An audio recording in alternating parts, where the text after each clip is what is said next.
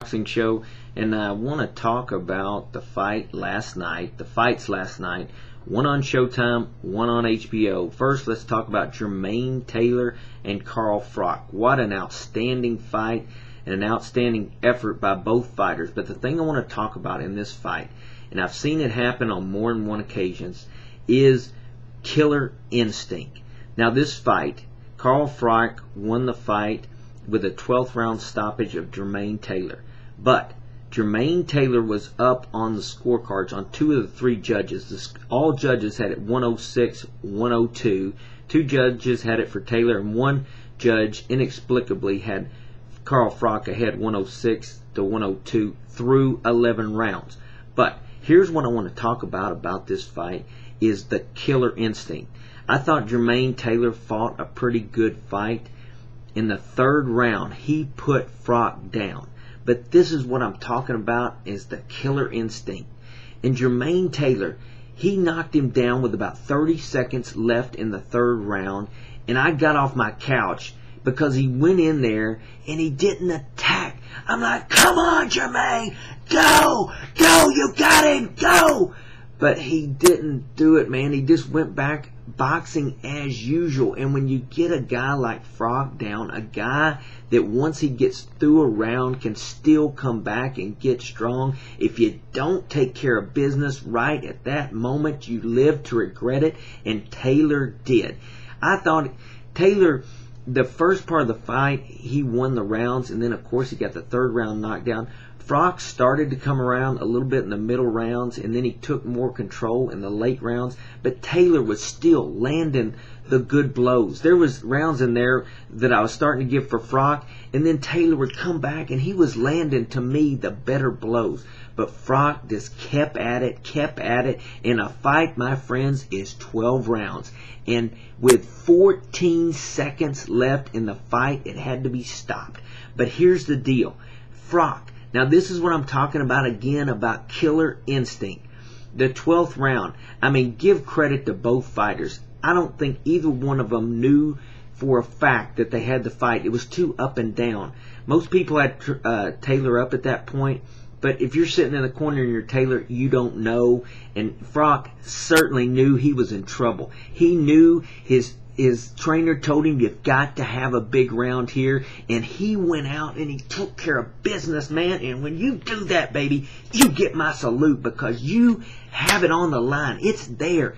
And he got in there, and Taylor was going at him a little bit, but Froch started really landing the blows and staggered him and put him down. And here, my friends, is the killer instincts. 30 seconds left in the round. Does Froch go up and start doing this? No, he comes up and throw. I mean, does not stop. And the referee had no choice but to stop it with 14 seconds left. Taylor was trying to keep his hands up, but the blows were coming in, landing. And you know how a fighter gets when it's that late in the fight and his eyes start wobbling back in his head. He was in jeopardy of getting hurt, and the right thing, I believe the referee made the right call. He jumped in and stopped the thing. Fight over. Froch retains his belt, and man, he did it in classic, I mean, fantastic fashion that's going to put him, you know, up there in popularity among the British fighters. And he was calling out Calzaghe. He wants to fight Calzaghe. I know Calzaghe's retired.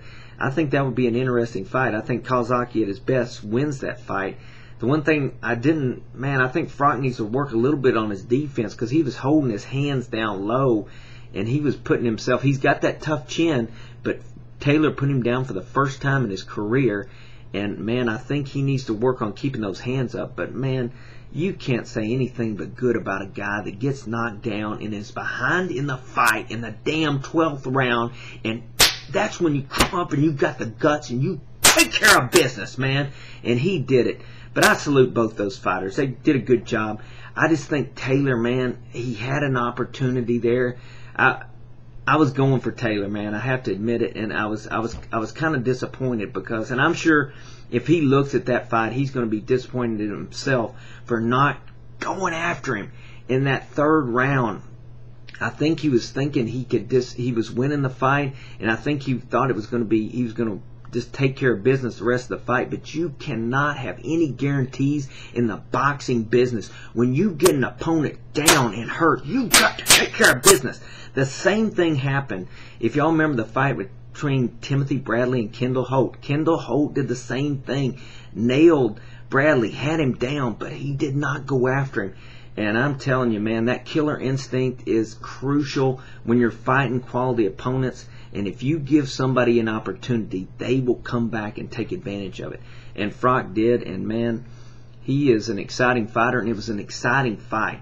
I mean, any guy that goes up there, man, he got his hands down, taking punches, and just, he took them, and he came back and delivered them in the late rounds and lasted it out. And I thought it was a beautiful effort, beautiful fight. There were lulls in the fight in the middle rounds, but overall, great fight. In that 12th round, man, that's one to, that's one to view on YouTube for years to come. Just a great effort. Okay, I wanted to talk, man, that's a great night for fights. You got fights on Showtime, and you got fights on HBO. And the one with Froch and Taylor was on Showtime. I watched that one, and thankfully HBO was kind enough to put their main event a little later, so got to see Juan Manuel Lopez against Gerry Penalosa. And man, this Lopez, dude, this guy has got an arsenal, and he is something else, man. 122 pounds, junior featherweight, and slugging like a heavyweight, man. Just boom, boom. He was setting records in this fight for power shots. I mean, CompuBox. I mean, it was unbelievable. This guy, I mean, he reminded me a little bit of Paul Williams in the sense that the volume punches, he was throwing punches, but the difference between him and Paul Williams, I think, he was landing just bombs. I mean, atom bombs on Penalosa. And you got to give Penalosa credit because he was taking them, man. I don't know how the guy stood up. And finally, Freddie Roach, I mean, Penalosa could have kept going. He would have kept going. He didn't really want to stop, but Freddie Roach said, man, I have seen enough. In the 8th round, when he came to the bench, Roach told Penalosa, hey, if you don't knock him out here, I'm stopping this thing. And he told him, gave him the round. Penalosa went out there, fought a game fight. But, maybe I wanted to see it keep going because, like I say in fights, you never know when you get to that 11th and 12th round. A guy can be down the whole fight, and the other fighter may get tired. He's not used to going that long, and you never know what's going to happen. But, I mean, I can't fault somebody for stopping a fight like that because the guy was taking incredible punishment. But he was standing up, and after the fight, he wasn't like punch drunk or anything. Yeah, it was good. I mean, he was bruised, but he wasn't cut. He wasn't bleeding. And hey, I salute Penalosa as well, man. You take a beating like that and still stand up. I thought that was incredible. But Lopez, man, he's the real deal. The only thing about Lopez is I think he's going to have to. It's kind of like Paul Williams, man. There's not a lot of people at the junior featherweight are going to want to fight this guy. I mean, this guy, his previous 3 fights, he's had knockouts in the first damn round. And then he administers this beating on Penalosa. And not many people are going to want to fight him. You got, at the top of the junior featherweight, you got Israel Vasquez. Now, that would be a good fight. But he's probably wanting to fight Rafael Marquez to continue their brawl that they've had the good fight. So, it comes to a point when you got a guy like this, so talented, that you might have to step up in weight class, and he may have to move up to 126 and then beyond to get some fights because nobody wants to fight a guy like that. He beat the hell out of you. So we'll see what happens. Okay, that's it for this show, but we got a special double edition coming from Renegade today. We're going to talk, as soon as I finish this one, I plan on giving my thoughts on Pacquiao Hatton. I think it's going to be fight of the year. We will see what happens with that, and I'm going to share my thoughts with you as soon as I upload this one. And for now, this is Renegade, and I'm out of here. Thanks.